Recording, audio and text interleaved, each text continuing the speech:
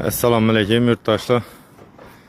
Növbətdə yenə Razmeri kattaroq bo'lgan katakimizni tayyorlab berdik.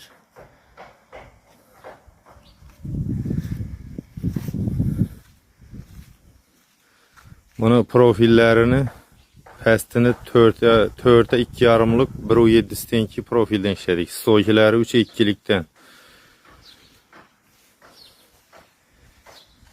Eşiklerine kulüp ile dona çelle koyduk bunu. Dene koyadı onlarla maxsus buyurtma ettik şunu. Buyurtmaçı. Şu şekilde bolsun dedi. Aytkan edip işlep verdik. Tuxumdanları, setkileri her daim gibi sifətli materiallardan kullandık.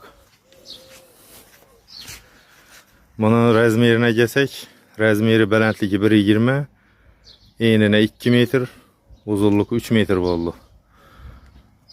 Kime şimdi işi maxsus buyurtma əsasında kətəklə gerek olsa, ekranda nömrələrini qaldıramız, benim alamı müraciət törətsə, gəlişib işləb verəmiz xuda xalası.